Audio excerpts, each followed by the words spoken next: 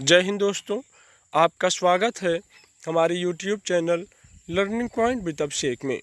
अगर आप चैनल पर नए हैं तो चैनल को सब्सक्राइब कर लीजिए और बेल आइकन प्रेस कीजिए ताकि आपको डेली डिक्टेशन मिल सके। 100 शब्द प्रति मिनट डिक्टेशन स्टार्ट। हवा, पानी, मिट्टी, हर जगह बढ़ते प्रदूषण को लेकर समय समय पर चिंता जताई जाती रहती है। विभिन्न शोध संस्थान इसे लेकर अनुसंधान करते और उनके आधार पर अपने नतीजे प्रकाशित करते रहते हैं। इसी कड़ी में शिकागो विश्वविद्यालय के वायु गुणवत्ता जीवन सूचकांक के तहत किए गए शोध में बताया गया है कि प्रदूषण के मामले में भारत पहले स्थान पर है और यहाँ बढ़ते वायु प्रदूषण की वजह से लोगों की जीवन प्रत्याशा लगातार कम हो रही है।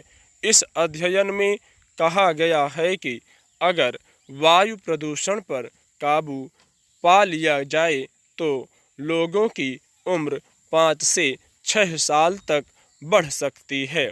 हर साल ऐसी चेतावनी देते कई अध्ययन प्रकाशित होते हैं। तब लगता है कि सरकारें इस दिशा में कुछ व्यावहारिक कदम उठाएंगी, मगर हकीकत यह है कि इन अध्ययनों के आंकड़े बाकी सूचनाओं की तरह महज कुछ देर के लिए हमारी जेहन में तैरते हैं और फिर तिरोहित हो जाते हैं। जब सर्दी आने को होती है और दिल्ली तथा कुछ अन्य महानगरों में कुहरे में मिलकर प्रदूषण धरती की सतह के आसपास घना हो जाता है, लोगों की सांस की तकलीफ बढ़ जाती है, तब सरकार कुछ हाथ पांव हिलाती नजर आने लगती है।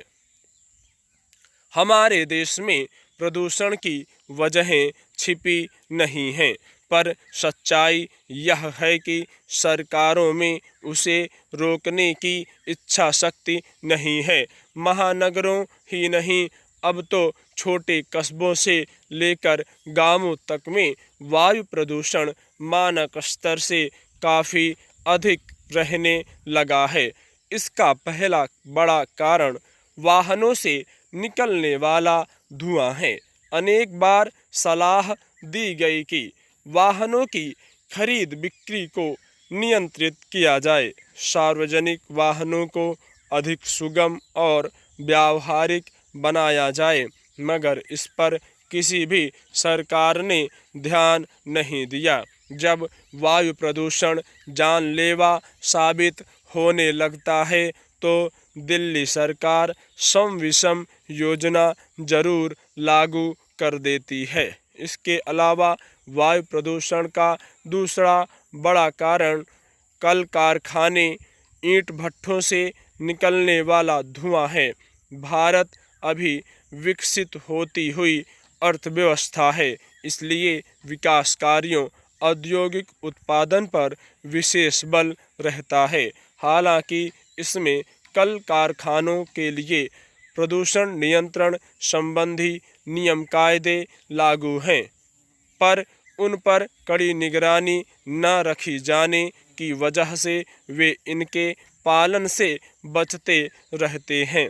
हालांकि अब बैटरी और नैसर्गिक गैस से चलने वाले वाहनों को बढ़ावा दिया जाता है। गाड़ियों में धुएं को पानी में बदलने वाले यंत्र लगाए जाते हैं, मगर अब ये उपाय भी कारगर साबित नहीं हो रहे। हमारे यहाँ जीवन प्रत्याशा घटने के पीछे एकमात्र कारण वायु प्रदूषण नहीं है। ध्वनि प्रदूषण भी स्वास्थ्य संबंधी अनेक परेशानियां पैदा कर रहा है। मिट्टी के भीतर घुलता जहर अनाज, फल और सब्जियों के जरिए शरीर में पहुंचकर कई जानलेवा बीमारियों को जन्म दे रहा है।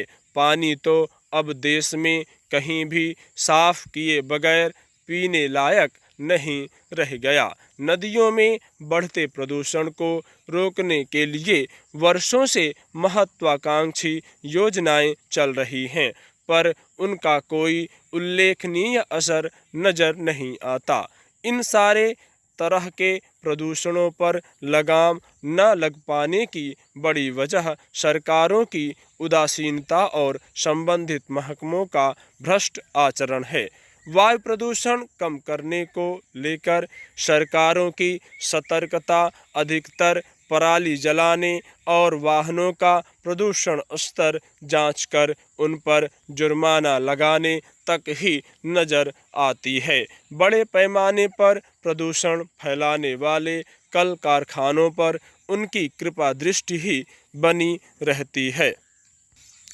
कश्मीर को लेकर तालिबान का ताज़ा रुख भारत के लिए गंभीर चिंता का विषय है। तालिबान ने अब दो टूक लहजे में कहा है कि कश्मीर सहित दुनिया के सारे मुसलमानों के लिए आवाज़ उठाना उसका फ़र्ज और अधिकार दोनों हैं।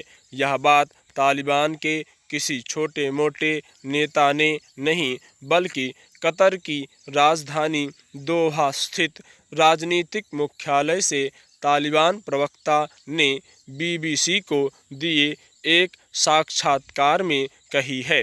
इसलिए इसे हल्के में नहीं लिया जा सकता।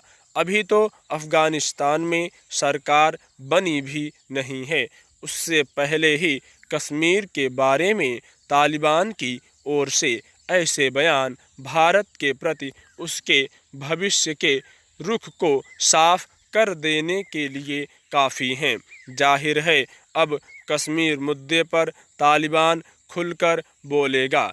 इसमें भी कोई संदेह नहीं कि कश्मीर मुद्दे पर वह उसी चाल से चलेगा जो पाकिस्तान चाहेगा।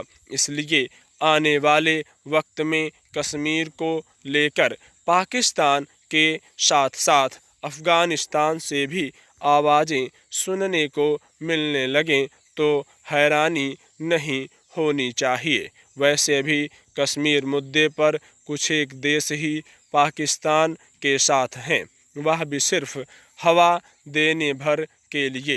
हालांकि कश्मीर के बारे में पूरी दुनिया जानती है कि यह भारत का अभिन्न हिस्सा है, फिर भी दो चार देश अगर कश्मीर का राग अलापते रहें तो इससे भारत की सेहत पर कोई फर्क नहीं पड़ने वाला।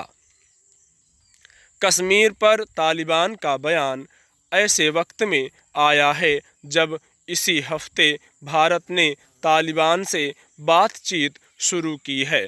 कतर में भारतीय राजदूत शीर्ष तालिबान नेताओं से मिले और भारत की चिंताओं से अवगत कराया। भारत ने साफ कहा कि सबसे पहले तालिबान सत्ता को यह भरोसा देना होगा कि वह अफ़गानिस्तान की धरती को भारत विरोधी गतिविधियों का केंद्र नहीं बनने देगी।